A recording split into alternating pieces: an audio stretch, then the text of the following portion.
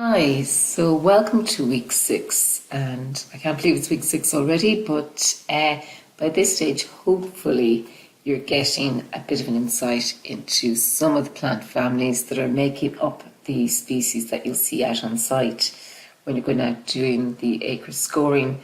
And look, these aren't all the plants that you're going to come across, these are just a selection. I'm just trying to get your eye in for them.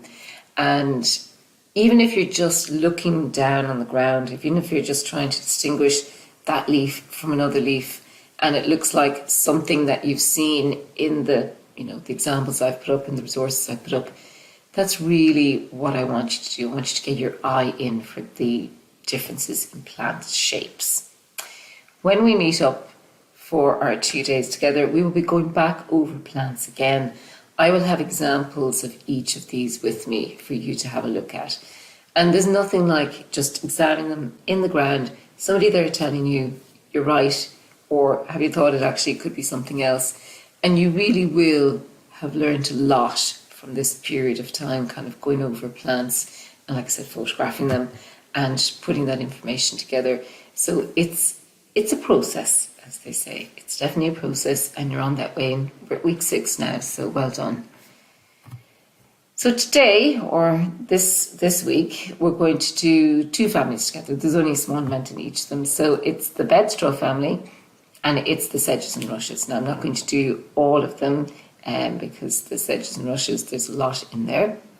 But I want you to look at the Bedstraw family first of all. And you'll be very familiar with the Bedstraw family. This is robin run the hedge, or goose grass, or cleavers, whatever you want to call it. It's got those kind of sticky little hooks or hairs at the edges that if you rub your hand against that would actually stick onto you. It's got backward pointing kind of almost spines on it, on the leaves. And anybody who's gone out for a walk or gone somewhere through that and has come back with half that hedge or half that cleavers on you knows it's pretty good at sticking onto you. And that's just its kind of way of spreading itself. So it's a member of the Bedstraw family. And the Bedstraw family, if you're drinking a cup of coffee right now, then you are drinking a member of the Bedstraw family. So pretty big family. We only have a few in Ireland, which is why there's only a small number on your list. But across the world, they're really, really important. And like I said, economically, coffee there stands out as the biggest member of that family. And this beautiful picture I took down at Coastal Sand Dunes. So this is something called Ladies Bedstraw. You can see, unbelievably for Ireland, it was a lovely day as well. And what I want you to do is get your eye in for just the yellow. It's really unmistakable, lovely yellow colour. And actually, they used to use this.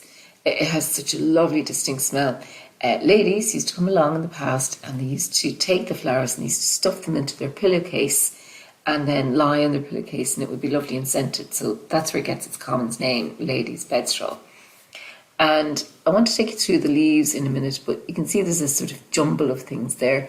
But if you can see almost like the stalk there where it's flowering, sort of little spiky leaves coming out. Well, they look like this. It's a very straggly, I should say. It looks upright there, but it's kind of scraggly and kind of leans over other plants.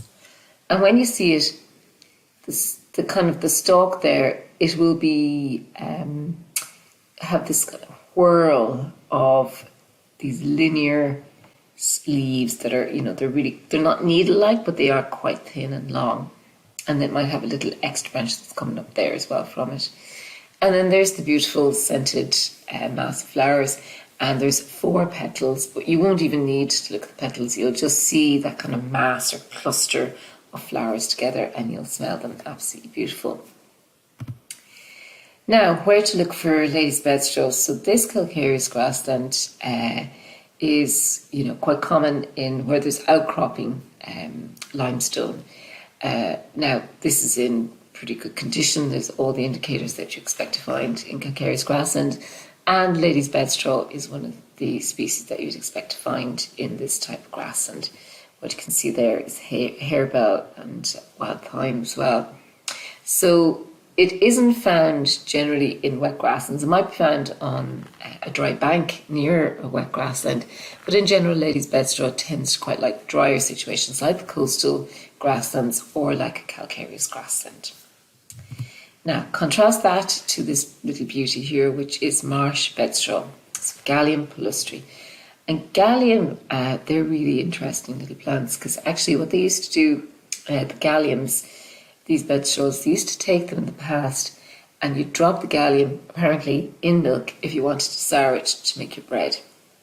Now, I haven't tried this myself, but I will at some stage. And what you can see there is you can see a straggly mass of kind of stems with 4 linear leaves there around the stem or the stalk. So again, most of the time if I'm walking through grassland and I'm looking for bedstraw, you can see the leaves of meadowsweet there at the bottom. I'm looking for something like this. I'm looking for the type of situation it's occurring in, which is damp grassland, and I'm looking for those very distinctive leaves. There's nothing else like it, basically. And then it's got the little small 4 petals coming up there. But you don't even need to look at those unless you're trying to distinguish the species. You just need to know it's a bedstraw, and that counts as part of the scoring system. And all bedstraws look the same. So we're talking about the small bedstraws. So this one here is on heath. So it's heath bedstraw. And it's got slightly bigger leaves, but there's still kind of 4 linear leaves around the stalk. And it's got these mass of lovely little white petals. And it does have a nice smell, not as nice as the lady's bedstraw, but it is quite similar basically. So you'll find them on heathland, calcareous grassland, damp grassland. They're kind of found in the main 3 kind of groupings that we'd look for these types of plants in. And sneaking in there, pretending to be a member of the bedstraw family, but it isn't really. It's a member of what's called the Caryophyllaceae, or the pink family, like the carnation family, is this thing here called stitchworth. So stitchworth, you'll see it in May and hedgerows. It stands out as just this beautiful, bright, white flower. If you look at the stems, again, the stems are kind of scraggly and drooping all over the place. And the stalk there has these 2 linear leaves that are just opposite each other. So remember, whorls of linear leaves or 2 linear leaves opposite each other, that's what you're looking for, the stitchworths and the bedstraws. And lesser stitchworth, so the other one was greater stitchworth, this is lesser stitchworth. It looks exactly the same as greater stitchworth, but just a bit smaller. And you can see there just how kind of scraggly and drooping it is. So that was a quick run through the very few number of stitchworths and bedstraws that we have that are on the scoring system. When you do find them, they do tend to be in good abundance, so you will need to get to know them. And the other thing I'd like you to get your eye in for is sedges and rushes. Now, when we meet together, I will be trying to show you how to pick out sedges from rushes, from grasses.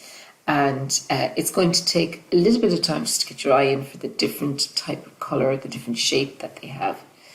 But just to show you here, so again, just using the calcareous grassland, the reason I'm using this is because it's easier to see the sedges in this grassland. You will have sedges in wet grassland as well, but if you were to have a grassland like this that you were walking over, those kind of sagey green leaves that you can see all over the place there, they're sedges. Just to point out others, so there's eyebright, there's something called harebell, there's wild thyme, and actually down there are the leaves of self-heal. So there's quite a lot. This particular grassland here is quite a high number and cover of positive indicators, this particular calcareous grassland. Sedge or grass? Well, sedges have edges. Grasses roll around. So look, there's a kind of triangular shape to sedges that I'd like you to get to know. And if you were to look down on a sedge, it's like this. You could almost draw a triangle from the top leaf to the bottom 2 leaves. They almost look triangular in shape. Now you don't always get a chance to look at them like this. This picture I took in a damp grassland. There's Devil's Bit scabious on the right hand side, the leaves coming out of it. But you will get that distinctive look, and you can see the different colour it is there compared to the grasses. Now, once you get your eye in, you'll start to see those colours appearing a little bit more. And there's the triangular outline, so you can see that in a little bit more detail. And sometimes sedges can have a kind of W profile to the leaves. Not always, but sometimes some of the larger sedges in the wetter locations can have this W profile to them. And the flowering heads, I'm not going to spend too much time on those because really most of the time you'll be looking for the leaves. But if you do see them, it's kind of a variety, but they have the inflated female kind of part at the bottom, and then the taller, more condensed looking part is the male part of the flower at the top. So again, quite distinctive. They are actually, believe it or not, a flowering plant, but this is what they look like when they are kind of appearing in the field in front of you. So wood sedge then is the other one that's kind of lumped together. I won't do the spike rushes, we'll have a look at those on site together. To me, the wood rush is a beautiful little plant. You'll find it in damp grasslands, in calcareous grasslands, pretty much anywhere. And the leaves are very distinct. You can see there on the right hand side, it's an arrow pointing down. See those? It's a kind of leaf that's wider at the base and tapers quite quickly to the top. And then you have these long hairs coming out of it, and you can see them all throughout that plant there. That for me is wood rush. And then I tend to think of, this kind of dark chestnut brown looking, kind of almost nutty-like looking head on it. And they tend to occur in threes, 1, 2, and 3. So again, we'll take some time, we'll get to look at those out in the field. But if you had a grassland that had those in it, even kind of the edge of a woodland will sometimes have them in it as well. Good to go and have a look at them. So that very quickly was sedges, rushes, bedstraws, stitchworts. Your instructions. Now, because there's only a few of them, I'm asking you to put in 2 plant family or 2 plant species from bedstraws. So if you could go out and take stitchworth. If you see the scraggly stems of cleavers, even if it's the non-indicator cleavers, you could just go take a picture of that. So that's 2 things sorted. And 2 from the sedges and rushes. If you happen to see 2 sedges, or you happen to see a wood rush and a sedge, put those in. So I've put examples there of what's out and about at this stage for you to have a look at. Again, stitchworts, really good to go look at them in hedgerows at the moment. Late May is a very good time to go look for them. Sedges everywhere. You don't have to be anywhere special to look for a sedge. They can be on a gravel track, road verges, anywhere that you might think of. So do go and have a look, get your eye for those. We've got 1 more grouping left next week, and then we're on to really just bringing all of that information together and looking at it, on grasslands, on peatlands, and just getting your eye in a little bit further for some of the species that you'll see. So thank you and good work. Keep it all up there as well.